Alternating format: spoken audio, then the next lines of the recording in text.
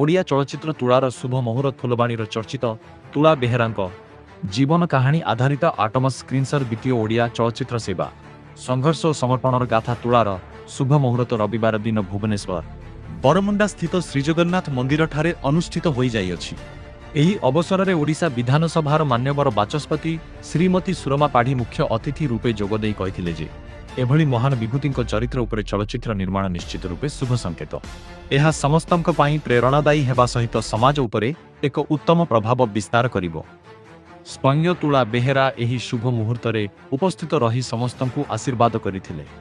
ଭିକ୍ଷାବୃତ୍ତି କରି ଚଳୁଥିବା ତୁଳା ବେହେରା ଏକ ସମୟରେ ନିଜର ସଞ୍ଚିତ ସମସ୍ତ ଜମାପୁଞ୍ଜି 1 ଲକ୍ଷ ଟଙ୍କା ଫୁଲବାଣୀର ଶ୍ରୀଜଗନ୍ନାଥ ମନ୍ଦିର ଜୀର୍ଣ୍ଣୋଦ୍ଧାର କାର୍ଯ୍ୟ ପାଇଁ ଦାନ କରିଦେଇଥିଲେ। ତାଙ୍କର ଏହି ମହତ୍ କାର୍ଯ୍ୟ ସେ ସମୟରେ ଦେଶବ୍ୟାପୀ ପ୍ରଶଂସା ତଥା ଆଲୋଚନାର ବିଷୟ ପାଲଟିଥିଲା। ପରବର୍ତ୍ତୀ ସମୟରେ 2024 ମସିହାରେ ପ୍ରଧାନମନ୍ତ୍ରୀ ନରେନ୍ଦ୍ର ମୋଦି ତାଙ୍କ ଫୁଲବାଣୀ ଗସ୍ତ ସମୟରେ ତୁଳା ବେହେରାଙ୍କୁ ସମ୍ମାନିତ କରିଥିଲେ। ଏହି ଐତିହାସିକ କ୍ଷଣର ଚିତ୍ର ଭାରତ ସରକାରଙ୍କ ବର୍ଷ 2023 କ୍ୟାଲେଣ୍ଡର ଜାନୁଆରୀ ପୃଷ୍ଠାରେ ସ୍ଥାନିତ ହୋଇଥିଲା।